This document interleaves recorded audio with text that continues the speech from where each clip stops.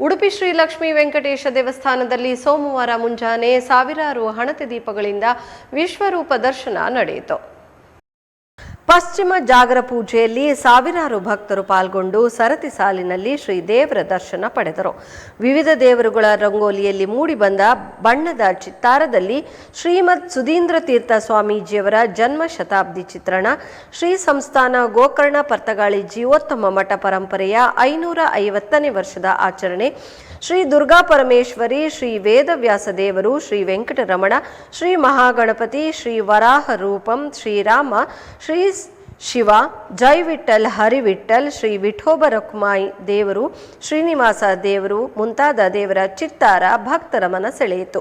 ಪ್ರಧಾನ ಅರ್ಚಕರಾದ ವಿನಾಯಕ್ ಭಟ್ ಮಹಾಪೂಜೆ ನೆರವೇರಿಸಿದರು. ಆಡಳಿತ ಮಂಡಳಿಯ ಸದಸ್ಯರು, ಜಿಎಸ್ಬಿ ಯುವಕ ಹಾಗೂ ಮಹಿಳಾ ಮಂಡಳಿಯ ಸದಸ್ಯರು ಸಹಕರಿಸಿದರು. ಭಜನಾ ಮಹೋತ್ಸವ ಸಮಿತಿಯ ಸದಸ್ಯರು, ಶ್ರೀ ರಾಮನಾಮ ಜಪ ಅಭಿಯಾನ ಸಮಿತಿಯ ಸದಸ್ಯರು, ನೂರಾರು ಸಮಾಜ ಬಾಂಧವರು ಈ ಸಂದರ್ಭ ಉಪಸ್ಥಿತರಿದ್ದರು. ಶ್ರೀದೇವರ ಸನ್ನಿಧಿಯಲ್ಲಿ ಸುಪ್ರಭಾತ, ಕಾಕಡ ಆರತಿ, ಭಜನಾ ಕಾರ್ಯಕ್ರಮ, ವಿಶೇಷ ಹೂವಿನ ಅಲಂಕಾರ, ದೀಪಾರಾಧನೆ, ಮಂಗಳಾರತಿ, ಪ್ರಸಾದ ವಿತರಣೆ ಜರುಗಿತು.